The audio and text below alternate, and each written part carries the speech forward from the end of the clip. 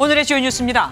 한낮에 경남 김해가 30.7도, 서울이 25.9도를 기록하는 등 전국 대부분 지역에서 평년 기온을 크게 웃돌았습니다. 주말에 비가 온 뒤 급격히 쌀쌀해질 것으로 보입니다. 국민의힘이 김포시의 서울 편입 문제를 다룰 특별위원회를 구성했습니다. 민주당은 뜬금없는 편입 문제 대신 서울 지하철 5호선 김포 연장을 위한 예산안부터 내놓으라고 맞받았습니다. 치킨이나 피자 등 고인이 생전에 좋아하던 음식으로 간소화된 제사상을 올려도 된다는 성균관의 권고가 나왔습니다. 음식 준비는 가족 모두가 하고 부모님 길이 다른 경우에는 합쳐서 지내도 됩니다. 시세 조정 의혹으로 창업주가 구속 갈림길에 선 데 이어 대통령의 독과점 비판까지 나오면서 카카오그룹이 창사 이래 최대 위기를 맞았습니다. 사법 리스크에 휩싸인 카카오 주가는 고점 대비 4분의 1 수준으로 뚝 떨어졌습니다.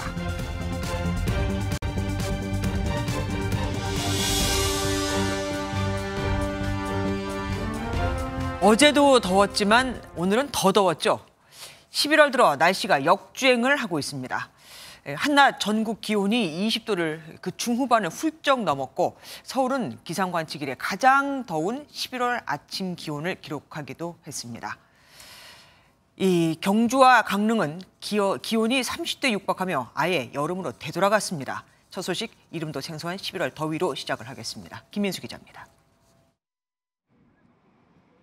가벼운 옷차림의 시민들이 한강시민공원을 걷습니다. 11월이라고는 믿기지 않는 무더위입니다.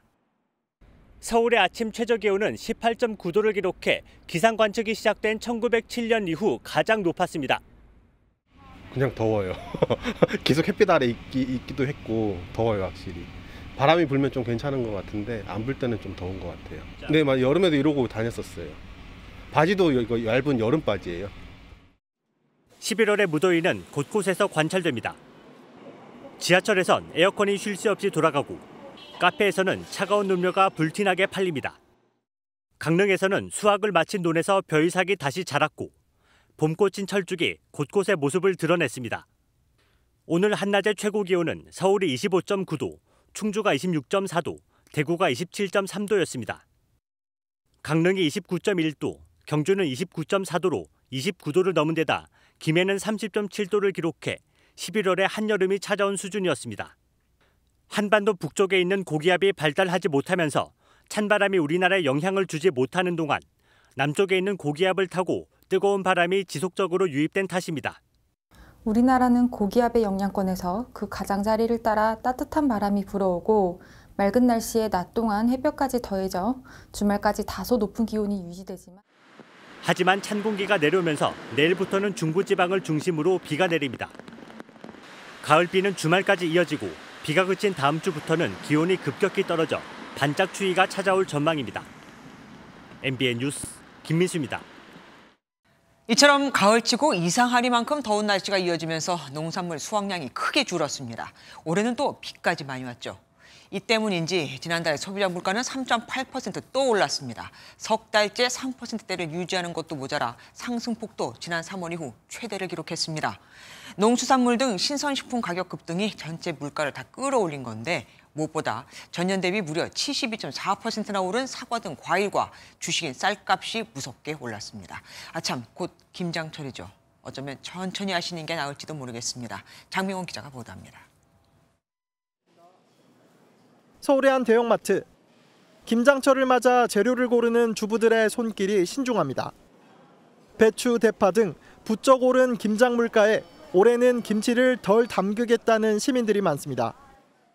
보통 한 30포기씩 했는데 그걸 안 하니까 총각김치도 담가고 동치미도 담그는데 그런 거 다 생략. 너무 비싸니까. 그나마 김치를 담그는 것이 사 먹는 것보단 경제적이라 어쩔 수 없다는 목소리도 있습니다. 저는 20포기 정도 해요. 왜냐면 며느리도 좀 나눠줘야 되기 때문에. 부담스럽죠. 그러나 그래도 김장을 해놓으면 그게 제일 싼 것 같아요. 사 먹는 것보다는. 문제는 본격적인 김장철로 접어들면 채소 가격이 지금보다 더 오를 것이라는 겁니다. 이번 달 배추 도매 가격은 지난해 같은 기간보다 43.9%나 오르고 대파와 건고추 등이 줄줄이 오를 것으로 전망됩니다. 정부는 김장 물가를 잡기 위해 나라 곡간을 풀기로 했습니다. 우선 배추 2,700톤과 무 1,000톤, 마늘, 고추 등 김장 재료 11,000톤을 최대한 방출해 소비자 체감 물가를 낮추겠다는 방침입니다. 가격이 크게 오른 천일염도 정부 비축분 10,000톤을 풀어 시중가의 3분의 1 수준으로 공급하기로 했습니다. 12월까지는 가을 배추가 나오는 만큼 비용 부담이 크다면 김장 시기를 조금 늦추는 것도 방법입니다. MBN 뉴스 장명훈입니다. 서울 강서구청장 보궐선거 참패의 책임을 지고 사무총장직에서 물러났던 국민의힘 이철규 의원이 인재영입위원장에 임명됐습니다. 영입되는 모든 사람은 이 자리를 통과해야 하는 만큼 내년 총선 앞두고 매우 중요한 자리인데 이 막강한 자리에 다시 친윤, 그것도 19일 전에 물러난 이 의원이 임명이 된 겁니다. 당 지도부는 결과로 평가받겠다고 했지만 역시 노답이다. 유권자를 우롱하는 것, 회전문 인사라는 비운계의 반발이 쏟아졌습니다. 유효정 기자입니다. 인재영입위원장에 친윤 핵심 이철규 의원이 임명된 건 보궐선거 참패 책임을 지고 사무총장직을 사퇴한 지 19일 만입니다. 회전문 인사라는 지적에 지도부는 불가피한 조치라며 결과로 평가받겠다고 했습니다. 업무의 연속성이라는 것, 그다음에 시간이 많지 않다는 것을 불가피한 조치라고 이해해 주시고 아까 말씀드린 것처럼 그 인재 영입의 최종적인 결과를 가지고 여러분께 평가받고자 합니다. 당내에선 비윤계를 중심으로 반발이 터져 나왔습니다. 김웅 의원은 시키는 대로만 하는 윤심 100% 인사만 영입하겠다는 것이라고 비판했고 허은하 의원은 기득권을 놓지 못하는 몸부림이라고 했습니다. 국민들은 회초리를 세게 드셨는데 지금 며칠 아픈 척하다가 다시 돌아오는 시기 되면 얼마나 더 실망하실까. 함께 발표하려 했던 총선기획단은 수도권 여성, 청년 비중을 맞추는 보강 작업을 이유로 출범이 미뤄졌습니다. 공천 실무를 총괄하는 이만희 사무총장이 단장을 맡고 10명 안팎으로 꾸려질 전망인데 비윤계를 포함하는 방안을 추진 중인 것으로 전해졌습니다. MBN 뉴스 유호정입니다. 당 혁신위원회가 1호 혁신안으로 제시한 홍준표 대구시장, 이준석 전 대표 등에 대한 징계 처분 취소를 국민의힘이 받아들였습니다. 하지만 이 두 사람은 치욕을 잊지 않겠다. 당 지지율이나 끌어올리라며 반감을 드러냈습니다. 이들도 아는 거죠. 자기들이 예뻐서가 아니라 국민 눈치 보느라 어쩔 수 없이 저러는 것을요. 노태영 기자입니다. 국민의힘이 홍준표 대구시장과 이준석 전 대표 등의 당원권 정지 징계 처분을 취소했습니다. 최고위는 당 혁신위원회가 통합을 위해 제안한 1호 안건을 대승적 차원에서 수용하기로 했다고 밝혔습니다. 혁신위는 제1호 안건으로 당내 화합을 위한 제안을 제시했습니다. 보다 큰 정당을 위한 혁신위의 화합 제안 역시 존중되어야 하겠습니다. 이로써 각각 수해 골프와 성상납 증거인멸 교사 의혹과 윤석열 대통령에 대한 비난의 사유로 징계를 받았던 홍 시장과 이 전 대표는 즉각 당원 자격을 회복하게 됐습니다. 하지만 당사자들은 재차 반감을 드러냈습니다. 홍 시장은 다리 밑을 기어가는 치욕을 잊지 않겠다며 메뚜기의 한 철인 줄 모른다고 당 지도부를 직격했습니다. 이 전 대표는 자신을 제명하면 지지율이 오를 거라고 했던 당내 주장을 언급하며 당 지지율이나 끌어올리라고 비꼬았습니다. 당 안팎의 반발도 있었지만 1호 혁신안을 받아들인 국민의힘은 향후 비윤계 끌어안기를 이어간다는 계획입니다. MBN 뉴스 노태현입니다.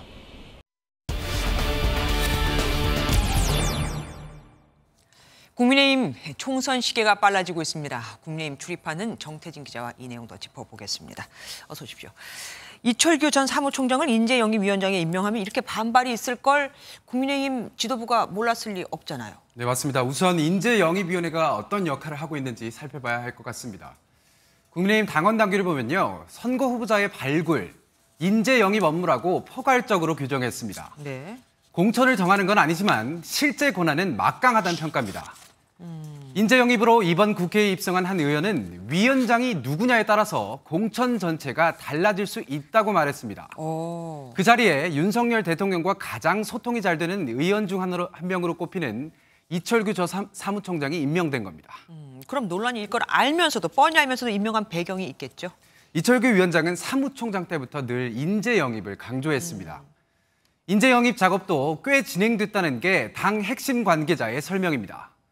또 인재 영입 책임자를 통합의 관점으로 정할 수는 없다고 설명했는데요. 네. 신당 이야기까지 나오는 상황에서 비윤계 인사에게 인재 영입 총괄을 맡길 수 있겠느냐 이렇게 반문하기도 했습니다. 대신 총선기획단에는 비윤으로 분류되는 김재섭 서울도봉갑 당협위원장, 또 개파새끼 옅은 유이동 정책위의장이 합류하는 방안이 추진되고 있습니다. 네. 이철규 위원장은 MBN에 많은 영입 후보들과 논의를 해왔고 그게 중단되면 안 된다는 김기현 대표의 요청이 있어서 고심 끝에 결정을 내렸다고 말했습니다. 혁신위원회 얘기로 넘어가 보겠습니다.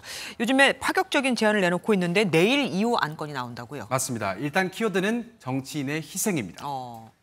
혁신위는 어젯밤 온라인 회의를 통해서 동일 지역구 3선 초과 연임 금지, 의원의 정수 축소, 세비 삭감 등을 논의한 것으로 알려졌습니다.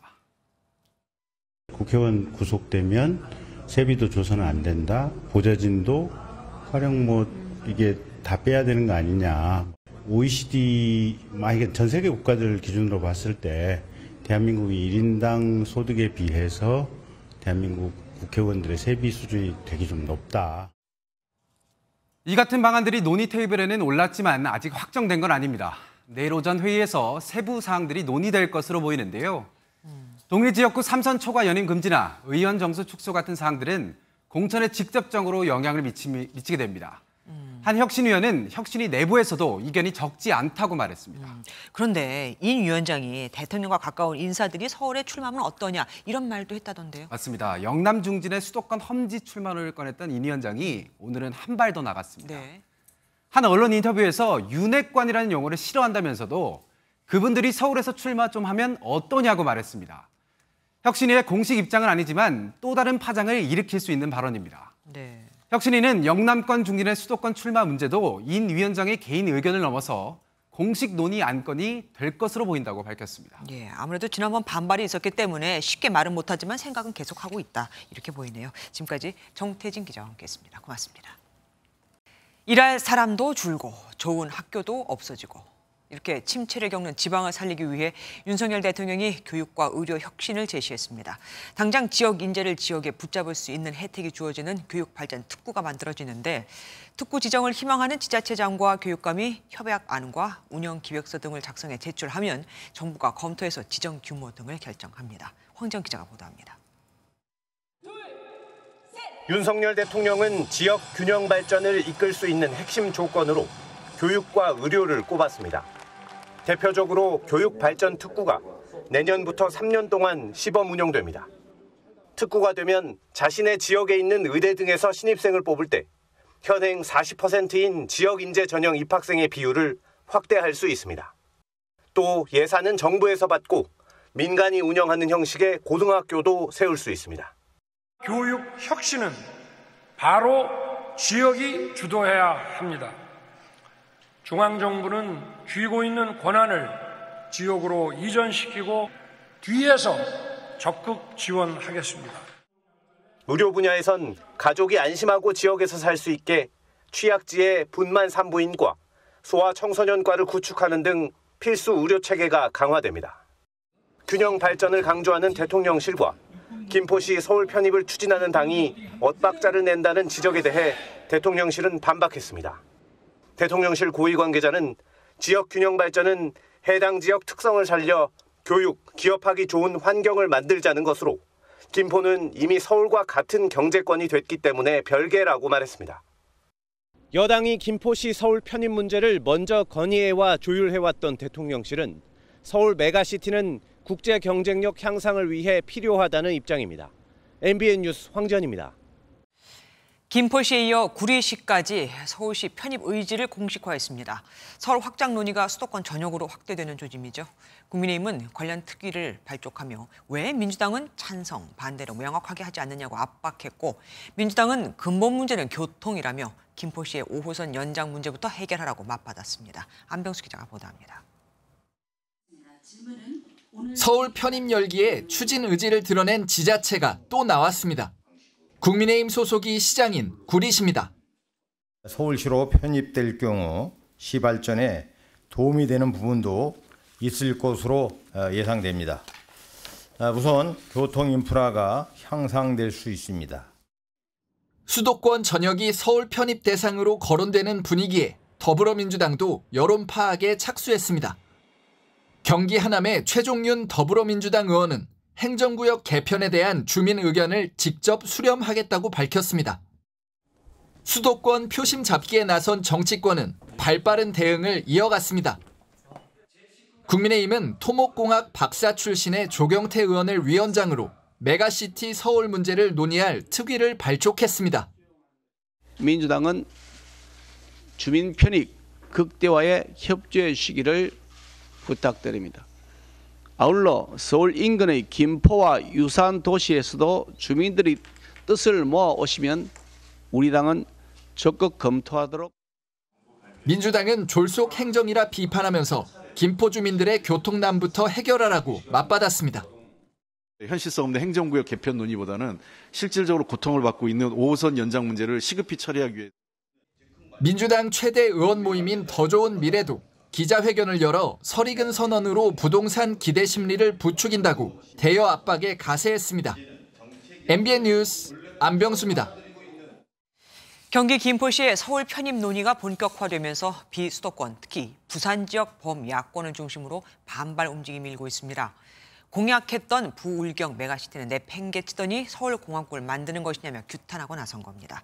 특히 앞서 들으신 대로 다른 사람도 아닌 부산 출신 조경태 의원이 이른바 서울 메가시티 특위위원장에 내정되면서 반발이 더 거셉니다. 누구 약 올리냐 이겁니다. 박상훈 기자입니다. 전국 첫 특별지방자치단체인 부산, 울산, 경남 특별연합이 출범한 건 문재인 정부 시절인 지난해 4월입니다. 시도 간 경계를 넘어서는 광역 행정기능 수행에 필요한 권한이 부여되고 이를 통해 부울경 지역의 다양한 정책 행정 수에 보다 효과적으로 대응할 수 있을 것으로. 이른바 부울경 메가시티로 주목받았던 특별연합은 지난해 6월 지방선거를 치른 뒤 없었던 일이 돼버렸습니다. 세 지역 모두 국민의힘 시도지사가 당선된 이후입니다.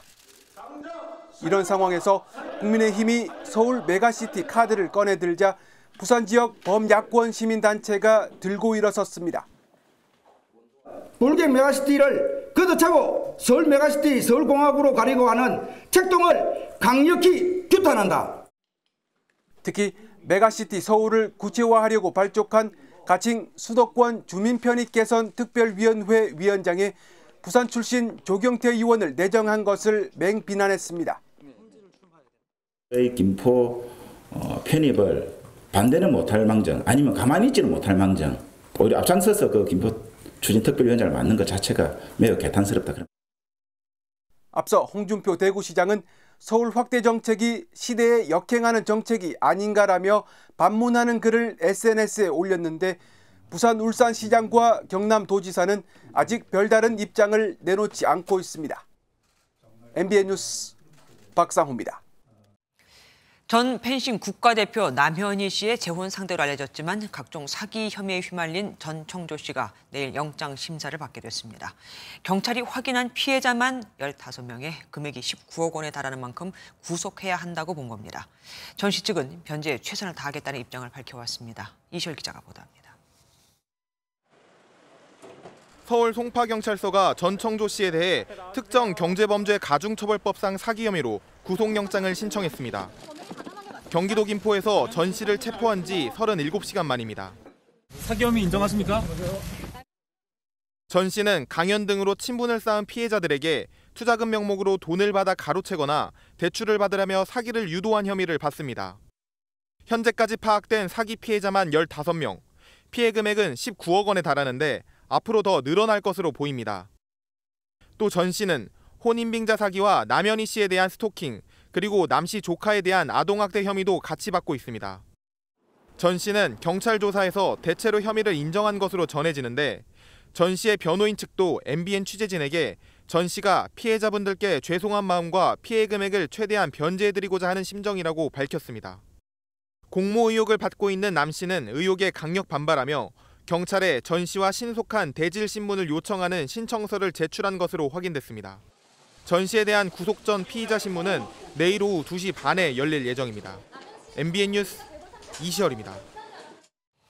경찰에 붙잡힌 전 청조 씨는 사기 혐의로 교도소에 수감됐던 전과 10범. 작년에 출소한 뒤 올해 또다시 이런 사기 행각을 벌였습니다. 불과 27살인데 말입니다. 어떻게 이게 가능했을까요?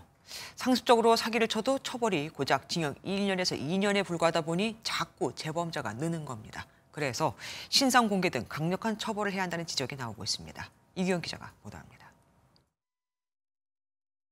확인된 전청조 씨의 전과는 사기 등 10번이 넘는 것으로 알려졌습니다. 특히 전 씨는 피해자 10명에게 약 3억 원을 가로챈 혐의로 지난 2020년 12월 징역 2년 3개월을 선고받았습니다. 전 씨가 지난해 출소하고도 또다시 버젓이 사기 행각을 벌인 사실이 알려지면서 사기죄 처벌이 너무 낮은 것 아니냐는 지적이 나옵니다. 지난 2006년 남성 A씨는 인터넷 채팅으로 만난 여성에게 자신의 아버지가 한 기업의 명예회장인데 폐암 말기라 곧 회사를 물려받는다고 속였습니다. 이후 수차례 여성에게 연락해 소매치기를 당해 차비가 없다. 중고차를 사주면 아버지가 곧 갚아준다며 6천만 원을 넘게 뜯어냈지만 처벌은 고작 징역 8개월에 불과했습니다. 지인들에게 100억 원이 넘는 돈을 가로챈 한 유명 유튜버 B씨도 지난 8월 징역 2년 6개월을 선고받았습니다. 이처럼 솜방망이 처벌이 이어지다 보니 범죄자들 사이에서 사기를 치고 잠깐만 복역하면 된다는 인식이 퍼진다는 겁니다. 실제 사기 전과자 중 절반가량이 과거 이미 한 차례 이상 사기 범죄를 저지른 재범자였습니다. 실무에서 봤을 때는 좀 짧은 가문이 있습니다. 강한 형을 앞에서 받았다 하더라도 뒤에서 가석방이라는 형태로 내보내고 있는 게 또 현실이라서. 매년 발생하는 사기 범죄는 대략 30만 건. 신상 공개 등 보다 강력한 처벌이 이루어져야 한다는 지적이 나옵니다. MBN 뉴스 이규현입니다. 대학 교수는 과외 교습을 할 수 없습니다.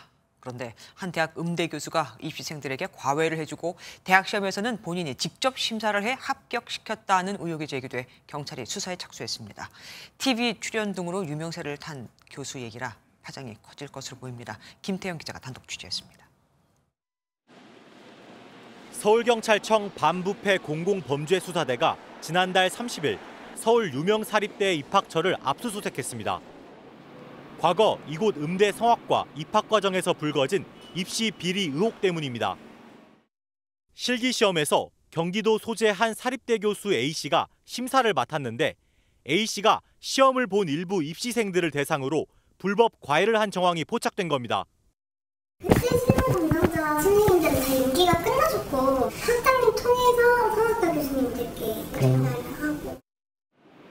현행법상 대학 교수가 과외 교습을 할 수 없지만 A씨는 다수 학생들에게 불법 과외를 해준 것으로 전해졌습니다. A씨는 국내 오페라에 영향력을 떨친 성악가로 TV 출연 등으로 유명세를 타기도 했습니다. 학교 측은 외부 교원이 연루된 일이라 학교와 직접적 관계가 없다는 입장이지만 내부적으로 사실관계를 파악하고 있다고 밝혔습니다. 경찰은 압수한 입시 관련 자료를 분석해 A씨의 업무방해 혐의를 들여다볼 예정입니다. 취재진은 A씨 소속 학교를 통해 수차례 연락했지만 입장을 들을 수 없었습니다. 교육부가 최근 입시비리 집중 신고 기간을 운영하겠다고 밝힌 만큼 경찰도 연루된 입시생들이 더 있는지 파악하는 등 수사를 확대할 계획입니다. MBN 뉴스 김태형입니다. 자동차 추락 사고로 아내를 고의로 숨지게 한 혐의에 대해 무죄를 확정받은 여수 금오도 사건의 남편 박모 씨가 12억 원의 보험료를 받게 됐습니다. 1심과 2심의 판결이 엇갈렸는데 대법원이 남편의 손을 들어준 겁니다. 박은지 기자가 보도합니다. 지난 2018년 12월 50대 박모 씨는 전남 여수의 금오도 선착장에서 차량을 몰다 추락 방지용 난간에 부딪혔습니다. 이를 확인하려고 박 씨가 차에서 내리자 차량이 바다에 추락했고 함께 타고 있던 아내는 결국 숨졌습니다. 박 씨는 정차한 곳에 미세한 경사가 있는 줄 몰랐고 실수로 차량 기어를 중립에 놓고 내려 사고가 났다고 주장했지만 검찰은 박 씨를 구속 기소했고 1심 법원은 무기징역을 선고했습니다. 하지만 현장 검증을 해본 결과 박 씨 주장대로 실험 결과가 나타났고 2심 법원은 박 씨가 살인이 아닌 과실을 저질렀다고 보고 금고 3년을 선고했습니다. 사고가 나기 전 아내 명의로 여러 보험에 들어 보험금이 17억에 달했는데 박 씨는 지난 2020년 살인 혐의를 벗자마자 보험금 12억 원 청구 소송에 들어갔습니다. 보험사의 손을 들어준 1심과 달리 2심은 우연히 사고가 났을 가능성을 배제할 수 없다며 판결을 뒤집었고 대법원 역시 보험사들이 박 씨에게 12억 원을 줘야 한다고 본 고등법원 판결을 확정했습니다. MBN 뉴스 박은채입니다. 고등학교 앞 버스 정류장으로 승용차가 돌진했습니다. 마침 정류장엔 치과에 가려고 버스를 기다리고 있던 여고생이 있었고 결국 숨졌습니다. 70대 운전자는 급발진을 주장하고 있습니다. 정치훈 기자입니다. 벌교해안 고등학교 입구를 지나는 도로입니다. 국도와 읍내도로가 만나는 교차로에서 갑자기 은색 승용차 한 대가 돌진해 버스 정류장을 덮칩니다. 정류장에는 16살 여고생 한 명이 앉아 있었습니다. 가스 폭발하는 것처럼 벙 소리가 났어요. 나가보니까 애가 이렇게 누워있는 거야. 사고 후 사람들이 모이고 119 구급대가 출동해 여고생을 병원으로 옮겼지만 숨졌습니다.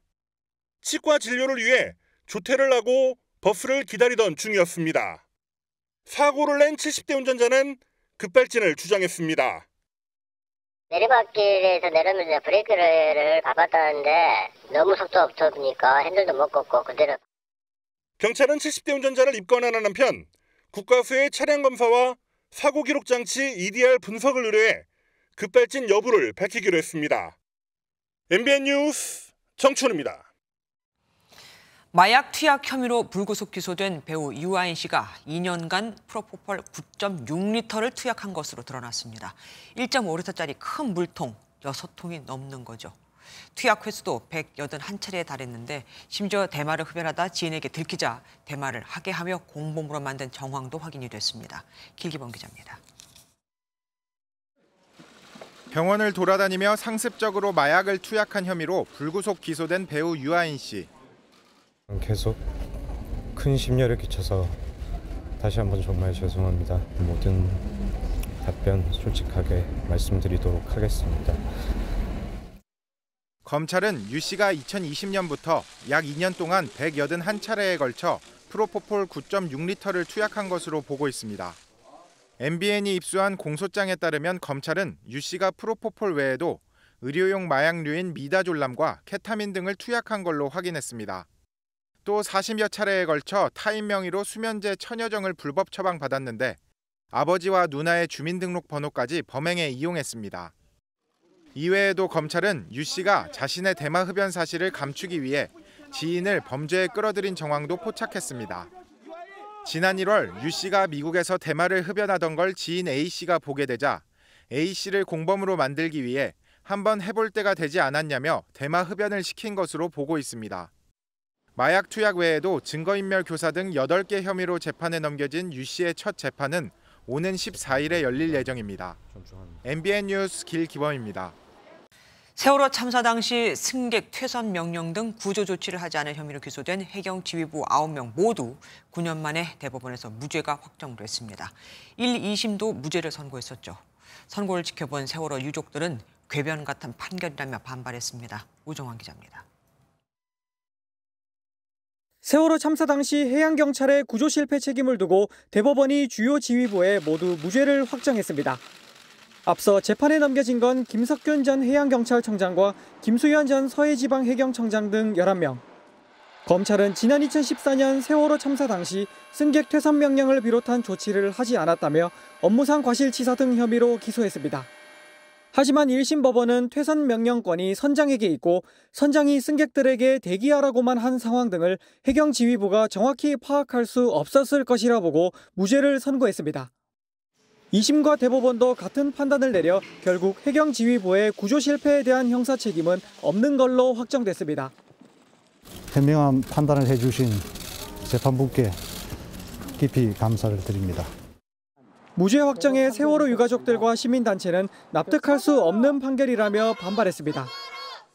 그래서 상황 판단을 할 수 없어서 적절한 지시를 내릴 수가 없는 상황이었기 때문에 죄가 없다는 궤변 같은 판결을 그 어느 누가 수긍할 수 있으며 다만 김문홍 전 목포해경서장은 허위로 퇴선 명령을 한 것처럼 부하 직원에게 보고서 작성을 시키도록 한 혐의로 징역 1년 6개월에 집행유예 3년이 확정됐습니다. MBN 뉴스 우종환입니다. 국회 여성가족위원회 국정감사에서 잼버리 파행 책임이 누구에게 있는지 공방이 벌어졌습니다. 김현숙 장관이 준비가 완벽하다는 허위 보고를 받았다며 자신도 마치 허위 보고를 받은 피해자처럼 그러니까 다 남 탓을 한 거죠. 또 국회 여가위에 참석하지 않아 야당 의원들이 화장실까지 본인을 찾아다닌 것에 대해선 오히려 사과를 요구하자 민주당이 발끈했습니다. 이혁준 기자입니다. 여성가족부 국정감사는 시작부터 잼버리에 대한 질타가 쏟아졌습니다. 처참한 준비와 대응으로 잼버리 대회가 전국민 흑역사로 남아버렸습니다. 이 잼버리를 이유로 청소년 국제교류 예산이 전액 삭감이 됐어요. 책임을 다하지 않았다 이렇게 말씀을 하시는데 저로서는 책임을 다했고. 위원장도 장관을 꾸짖으면서 야당 의원들의 공세는 격화했습니다. 저는 좀 더 공손한 자세를 좀 보여주시는 게 좋을 것 같습니다. 잼버리 그럼 파행됐다고 생각하시죠? 지금? 아니 저는 초기 운영에 애로가 있다라고 표현하고 싶습니다. 성공적으로 마무리됐습니까? 그럼? 대통령께서는 무난하게 마무리했다고 말씀하셨고요. 그건 대통령 생각이죠. 저희는. 여당 의원이 김 장관에게 잼버리 재평가를 언급하며 반론을 펼 기회를 주자 실무자 보고 문제를 꺼냅니다. 7월 25일 왜 장관께서 모든 준비가 다 되었다고 발표하셨는지입니다. 문제가 없다고 판단하신 근거가 뭐였습니까? 사무총장을 포함한 사무국에서 준비가 완벽하다, 전혀 문제될 것이 없다라는 얘기를 계속 들었기 때문에 저는 이게 일종의 제가 상당한 부실 보고를 받았다라고 그렇게 생각을 합니다. 김 장관은 결국 잘 끝난 행사였다고 항변했습니다. 상암 월드컵에서 퇴영했던 국가들도 다 모여서 함께 잼버리 축제를 끝냈기 때문에 유종의 미를 거뒀고. 잼버리 파행의 책임 규명과 관련해선 감사원이 감사를 진행하고 있습니다. MBN 뉴스 이혁준입니다.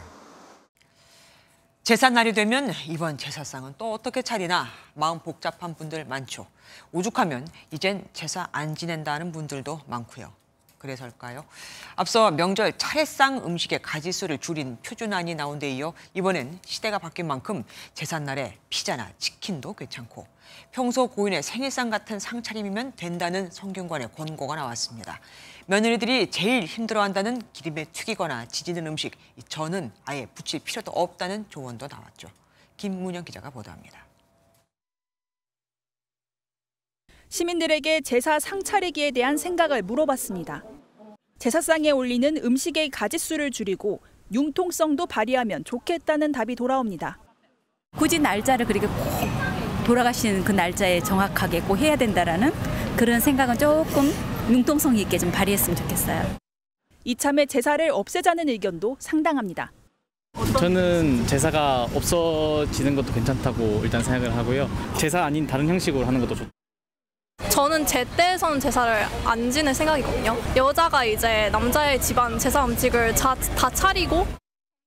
이런 시민들의 달라진 사고방식을 반영해 성균관 의례정리비는 기존의 제사상을 대폭 줄인 권고안을 내놓았습니다.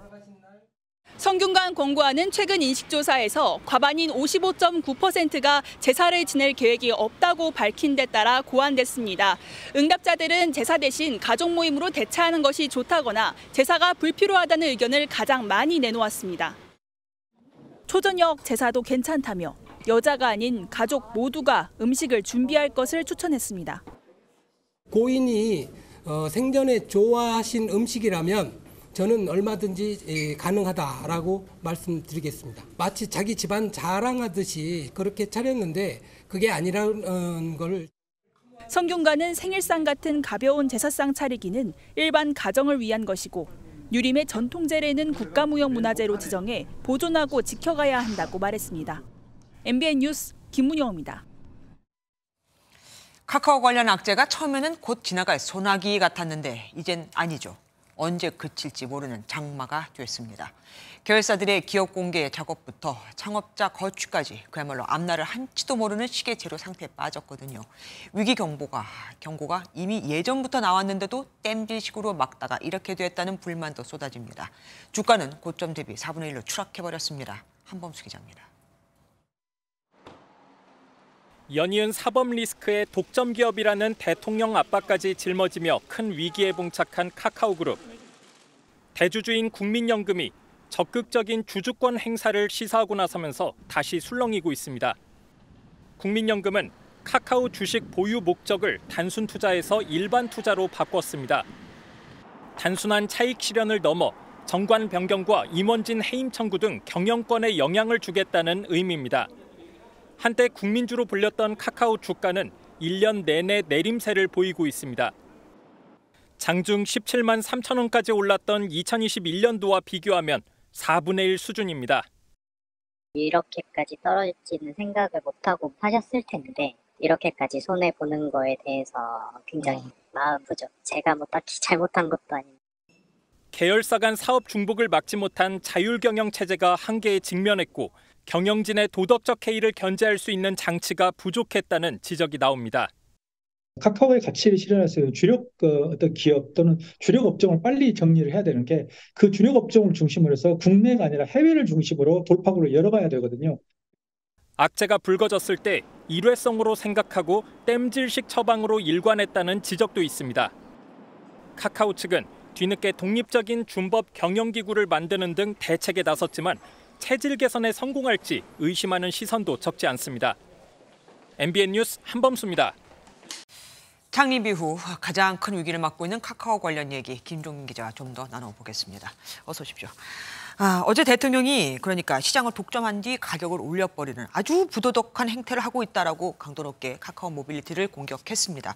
비판했는데 그럼 당연히 내부 분위기 안 좋겠습니다. 네, 그렇습니다. 어제 대통령실에서 윤석열 대통령의 카카오 모빌리티 비판 발언을 공개한 게 오후 4시쯤입니다. 네. 카카오 모빌리티에서 저녁 7시 반쯤 택시기사들과의 간담회를 마련하겠다고 부랴부랴 입장을 냈는데요.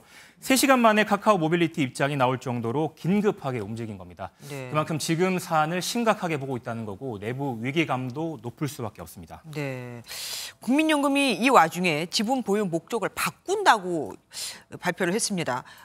투자 목적을 일반 투자로 변경했다. 근데 이게 무슨 의미입니까? 네, 일반 투자 단계에서는 이 이사 선임 반대나 임원에 대한 해임 청구 등 보다 적극적으로 주주권을 행사할 수 있습니다. 지금 카카오의 홍은택 대표의 임기가 내년 3월이면 끝나는데요. 네. 국민연금의 지분율이 크진 않지만 이 소액 주주들과 함께 목소리를 낼 수 있을 것으로 보입니다. 실제로 국민연금은 KT 대표이사 연임 추천과 관련해서 지난해 말 이례적으로 보도자료를 내면서 제동을 걸기도 했습니다. 네. 카카오도 내년 주총을 앞두고 이사진 구성 등 고민이 많을 수밖에 없을 겁니다. 그러면 이 상황을 벗어날 처방전이 필요하잖아요. 어떤 것들이 거론되고 있습니까? 네, 김범수 전 의장은 홍은택 대표를 비롯한 주요 계열사 CEO들과 함께 최근 공동체 경영회의를 진행했습니다. 네. 최근 발생한 여러 문제들의 원인을 조사하고 준법 감시를 위해 외부 기관의 통제를 받는 안도 거론됐습니다. 네, 신사업이나 대규모 투자를 진행할 경우 외부 평가를 받는 방안도 포함됐는데요. 네, 전문가들도 비슷한 의견을 내놓고 있습니다. 내부적으로는 이사회의 철저한 감시와 견제, 외부, 그러니까 정부의 철저한 규제와 감독이 필요하다는 겁니다. 독점의 폐해들이 나오더라도 그냥 좀 눈 감아 주자. 이런 분위기가 이제 우리 사회나 정치권에 있었다고 생각이 듭니다.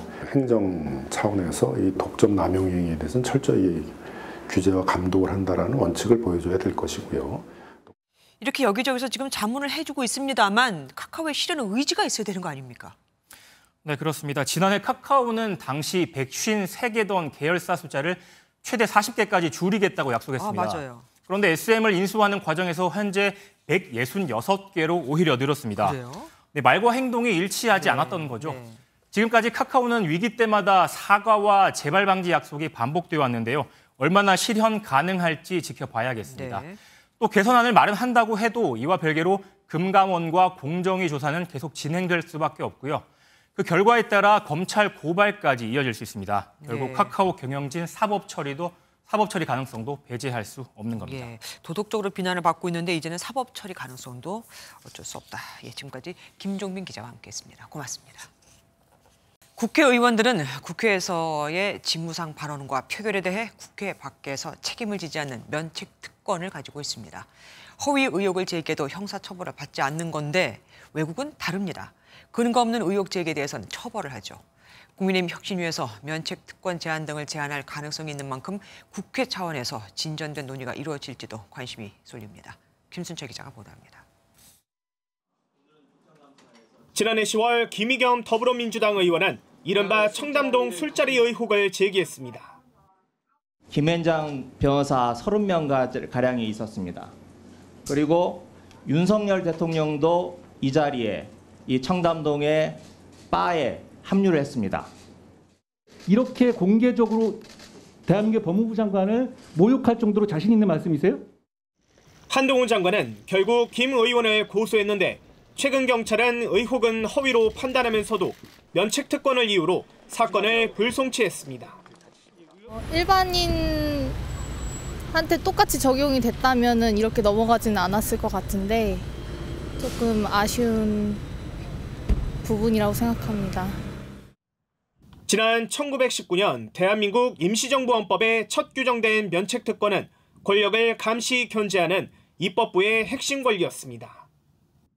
하지만 김 의원 등의 사례처럼 허위 의혹을 제기해도 아무런 처벌을 받지 않아 가짜뉴스 면허를 준 꼴이라는 비판마저 나오고 있습니다. 반면 다른 나라의 경우 사정은 다릅니다. 독일 의회는 근거 없이 명예를 훼손하는 중상적 모욕의 경우 원내 자체 징계뿐만 아니라 형사 책임도 질 수 있습니다. 일본에는 굳이 허위 사실을 적시해 개별 국민의 명예나 신용을 훼손하는 행위는 면책되지 않는다는 판례가 존재합니다. 법을 만들기 때문에 의사 결정자로 생각해요. 그러니까 의사 수용자라기보다는. 그렇기 때문에 자신에 대한 어떤 면책에 대해서 좀 지나치게 광범위하게 설정하는 그런 좀 부작용이 있는. 지난해 1월 국회에서는 본회의나 국회 상임위에서 허위 사실을 발언하면 출석 정지 징계 수위를 180일 이내로 강화하는 국회법 개정안이 발의됐지만 상임위 문턱도 못 넘고 있습니다. MBN 뉴스 김순철입니다.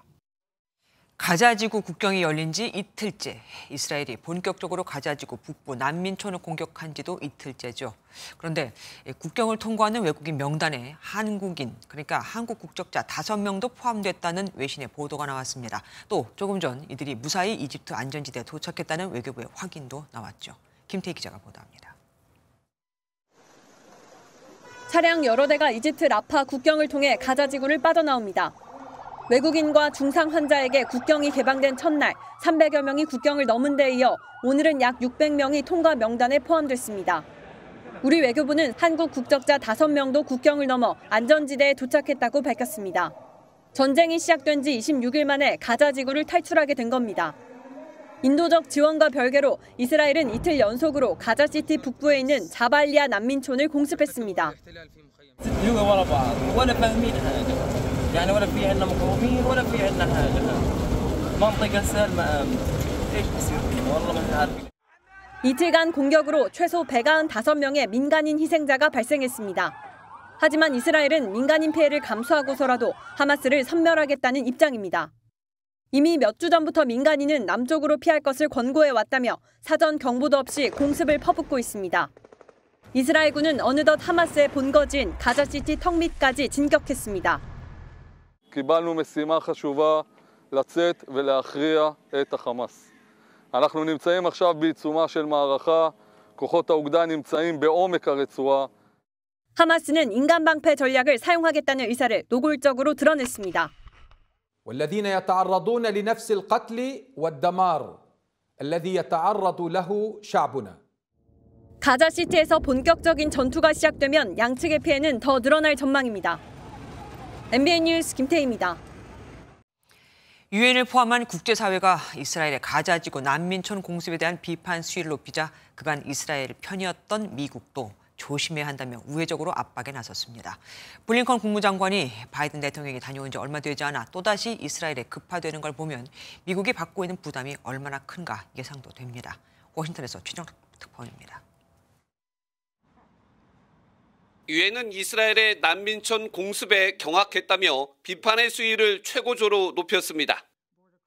The Secretary General reiterates that all parties must abide by international law.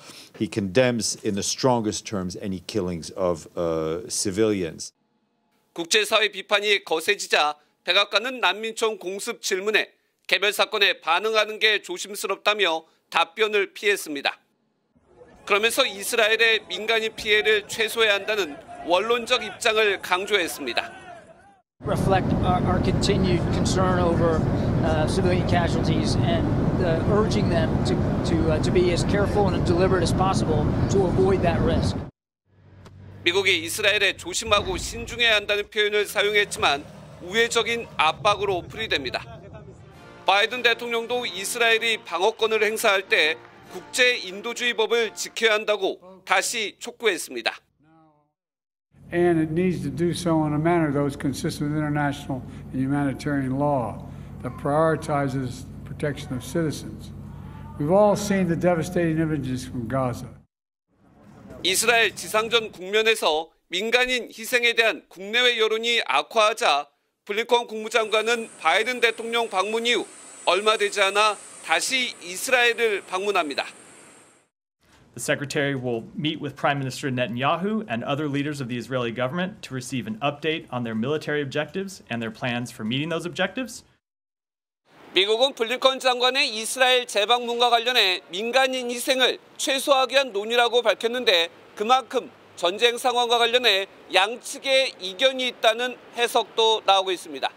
워싱턴에서 MBN 뉴스 최종락입니다. 어제 국정원에 이어 우리 군도 북러 무기거래 분석 결과를 공개했습니다.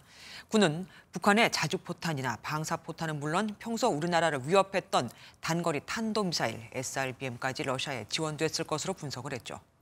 또 북한이 러시아에 우크라이나에서 노획한 서방 무기를 달라고 요구했다는 보도도 나왔는데 이게 사실이라면 서방 무기와 비슷한 한국군 무기 관련 정보를 얻기 위한 것으로 보입니다. 신재호 기자가 보도합니다. 북한이 러시아에 무기를 실어보낸 것과 유사한 형태로 추정되는 컨테이너 박스입니다. 합동참모본부는 북한이 지금까지 길이 6m, 폭 2.5m의 컨테이너 2,000여 개를 나진항을 통해 러시아 두나이항으로 보낸 것으로 분석했습니다. 컨테이너 적재 수량으로 추산해보면 122mm 방사포탄은 20만 발 이상, 152mm 자주포탄은 100만 발 이상이 러시아로 넘어갔을 것으로 추정됩니다. 북한의 단거리 탄도미사일 SRBM이 철도나 항공편으로 넘어갔을 가능성도 제기됐습니다. 군은 구체적인 종류를 공개하진 않았지만 대남 도발에 사용됐던 북한판 이스칸데르, KN-23을 비롯해 KN-24, KN-25를 지원했을 것으로 보입니다. 합참은 북한의 러시아 무기 지원 정황은 작년 중순부터 식별됐고 김 위원장 방러 직전인 지난 8월부터 해상 거래가 활발하게 이루어진 것으로 파악하고 있습니다. 9월 중순 북러 정상회담 전부터 양국 간 군사 협력이 이뤄졌단 겁니다. 북한은 그 대가로 위성기술 지원, 핵기술 이전, 노획한 서방 무기 등을 받을 수 있을 것으로 보입니다.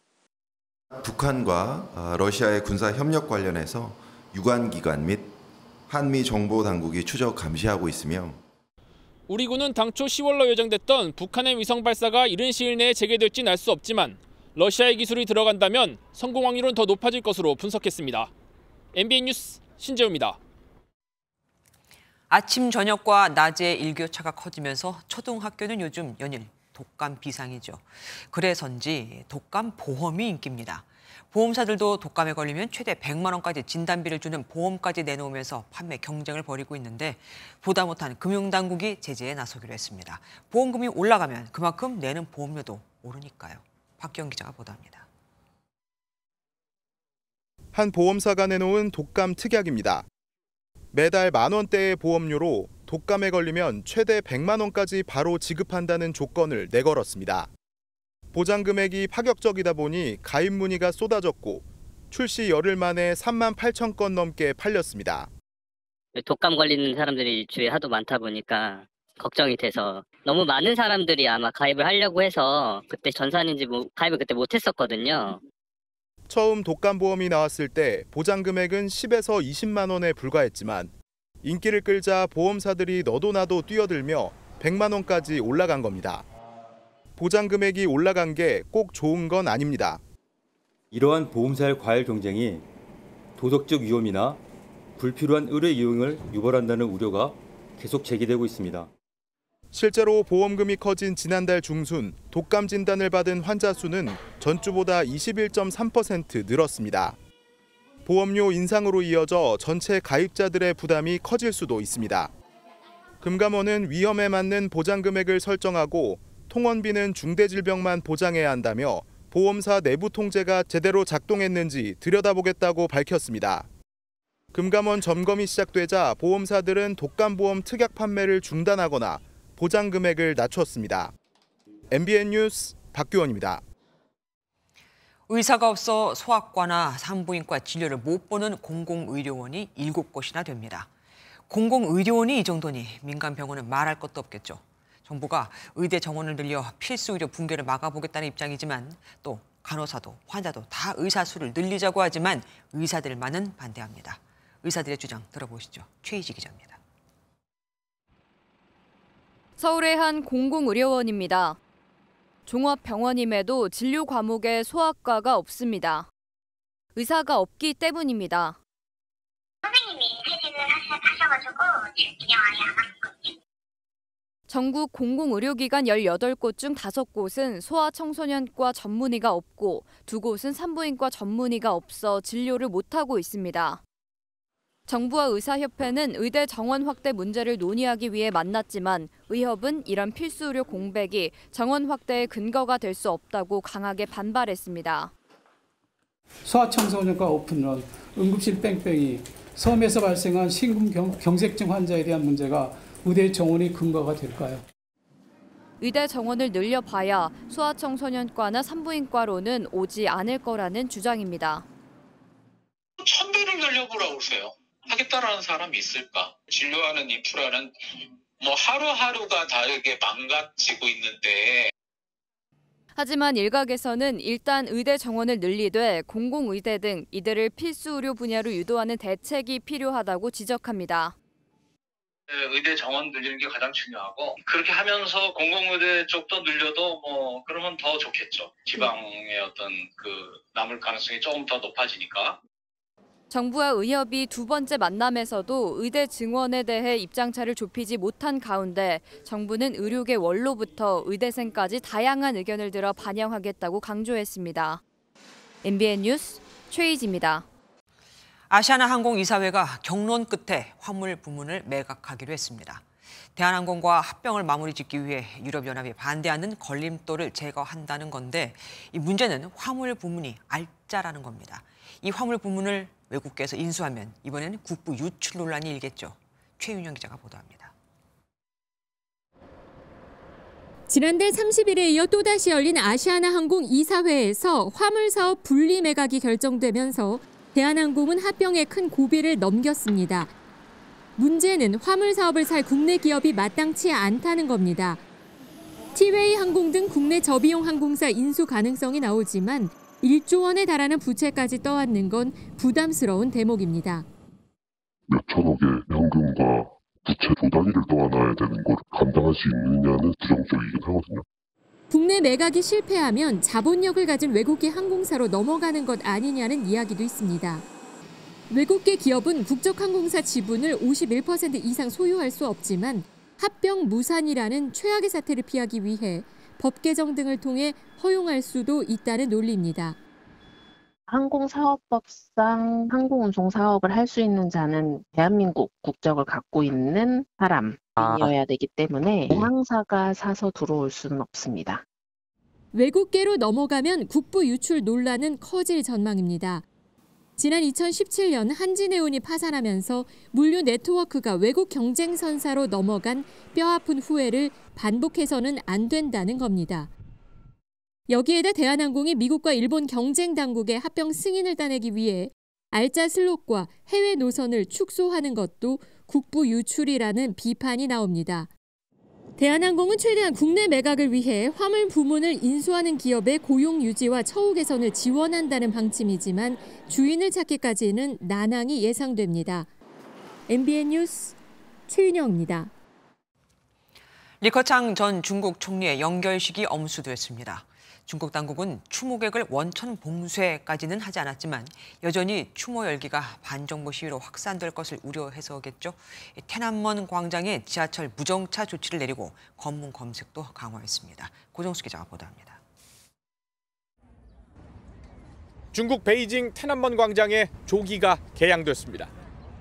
리커창 전 총리의 운구차가 등장하자 추모객들은 저마다 휴대전화로 순간을 담습니다.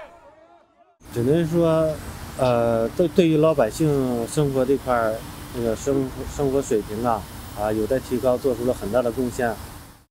지난달 27일 리 전 총리가 심장마비로 숨진 후 소신파 2인자를 향한 추모 열기는 날로 커지는 모습입니다. 感觉我们的前总理，李总理比较是为人非常朴实，很低调，然后为民生谋福利也很明显。 이에 반 시진핑 시위를 경계하는 중국 당국은 추모 인파 사이에 경찰을 배치하고 검문 검색을 강화했습니다. 지하철 태난먼 동서역에선 열차가 설 수 없었습니다. 영결식과 화장은 베이징 바바오산 혁명공원에서 엄수됐습니다. 직접 조문한 시진핑 국가주석은 펑리위안 여사와 리 전 총리 시신 앞에서 3차례 허리를 굽혔습니다. 현지 언론은 2019년 리펑 전 총리, 지난해 장쩌민 전 주석 영결식과 비슷한 수준의 예우가 갖춰진 것으로 평가했습니다. MBN 뉴스 고정수입니다. 민주당 돈 봉투 의혹을 수사하는 검찰이 민주당 임종성, 허종식 의원의 주거지와 국회 사무실을 압수수색했습니다. 검찰은 두 의원이 2021년 민주당 전당대회를 앞두고 윤관석 의원에게 돈 봉투를 받은 걸로 의심하는데 이 압수물을 분석하는 대로 소환할 것으로 보입니다.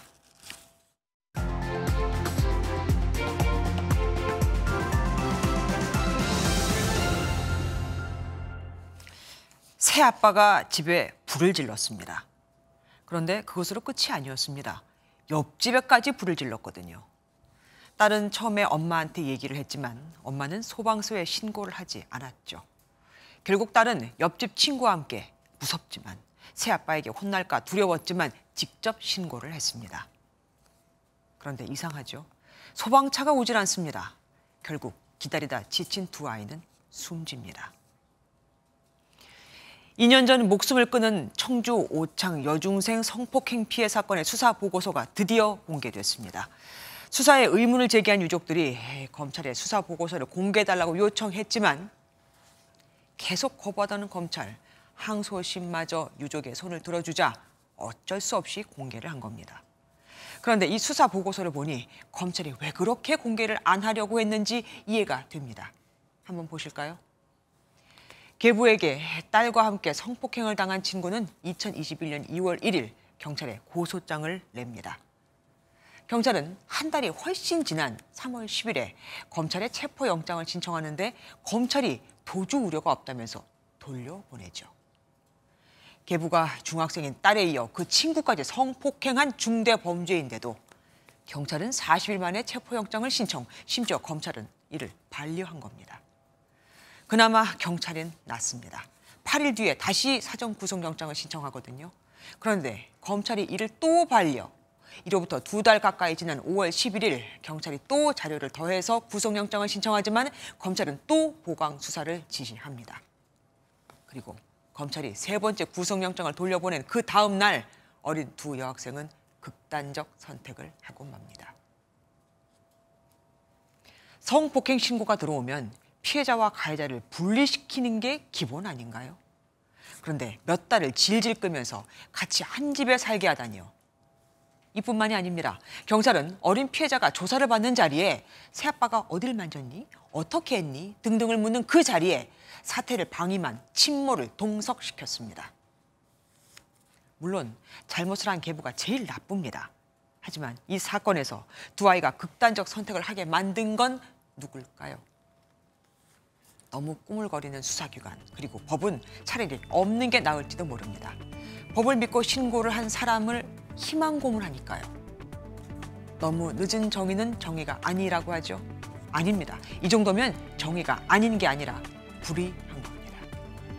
김주혜 그런데 오늘은 인면수신 범죄 늑장 대처란이었습니다. 스포츠 뉴스입니다. 신빙속여제 김민선이 새 시즌을 앞두고 당찬 포부를 밝혔습니다. 새 스케이트와 함께 이상화의 세계 신기록과 올림픽 정상에 한 발 더 다가선다는 각오입니다. 최영규 기자입니다. 총성이 울리자마자 폭발적인 질주를 시작한 김민선은 38초 05로 결승선을 통과했습니다. 우상인 이상화가 갖고 있는 테른 스케이트장 500m 최고 기록과는 불과 0.3초 차입니다. 10년째 안 깨진 이상화의 세계 신기록에 한 걸음 더 다가서는 게 김민선의 올 시즌 목표입니다. 약점인 스타트 보완을 위해 반응 속도와 근력 강화에 집중한 김민선이 첫 100m 구간 기록만 앞당긴다면 가능성은 충분합니다. 작년 시즌에도 세계 기록에 한 발 다가갔다라는 느낌을 드렸는데 이번 시즌에 조금 더 한 발 더 다가갔다는 느낌을 드릴 수 있도록 더 높은 곳으로 향하기 위해 올 시즌에는 새 스케이트화를 신고 달립니다. 빙상 선수에게 신발을 바꾸는 것은 큰 모험이지만 2025년 동계 아시안게임과 2026년 동계올림픽 정상에 오르기 위해 진화를 시도합니다. 그 색도 마음에 들고 또 저에게 좋은 기운을 가져다 줬던 색이어서 아시안게임이나 올림픽 때 좋은 퍼포먼스를 낼 수 있게 하기 위해서 미리 바꾸었다고 생각해 주면 좋겠습니다. 지난 시즌 월드컵 5연패를 이뤘지만 세계선수권에서는 노메달로 아쉬움을 삼켰던 김민선. 올 시즌 세계선수권 정상에 올라 밀라노 동계올림픽까지 쭉쭉 내달리겠다고 다짐했습니다. MBN 뉴스 최영규입니다. 11월답지 않게 날이 무척이나 온화했습니다. 오늘 곳곳에서 11월 기준 역대 최고 기온을 기록한 곳이 많았는데요. 서울이 25.9도, 강릉이 29.1도를 기록하면서 평년 이맘때를 훌쩍 넘어섰습니다. 내일은 전국에 가끔 비가 내리겠습니다. 내일 새벽 중북부 지역부터 비가 내리기 시작할 텐데요. 서울을 비롯한 중부지방과 호남을 중심으로 5에서 20mm, 강원과 영남권에 5에서 40mm, 남해안으로는 최고 50mm가 예상됩니다. 내일 전국이 흐리겠고요. 충북과 남부 내륙은 짙은 안개가 끼는 곳이 많겠습니다. 자세한 지역별 내일 기온입니다. 중부지방 아침 기온은 서울이 17도, 춘천이 13도, 낮 기온은 20도 안팎이 예상되고요. 남부지방은 광주가 25도, 부산 24도까지 오르겠습니다. 내일 아침과 낮 기온 모두 오늘보다 낮겠지만 여전히 평년을 크게 웃돌아 비교적 온화하겠습니다. 주말에도 비가 내리겠습니다. 특히 휴일인 일요일부터 월요일 사이에는 강풍을 동반해서 전국에 강하고 많은 비가 내리겠습니다. 내셨습니다. 안녕하세요. 김주하입니다. 공정하고 신속한 MBN 뉴스, 유튜브를 통해서도 만나보실 수 있습니다. 특히 더 많은 뉴스와 라이브를 보고 싶으시다면 오른쪽을 눌러서 구독하시면 됩니다. 어렵지 않죠? 빠르고 정확한 뉴스로 계속 찾아뵙겠습니다. MBN 뉴스를 시청해 주신 여러분 고맙습니다.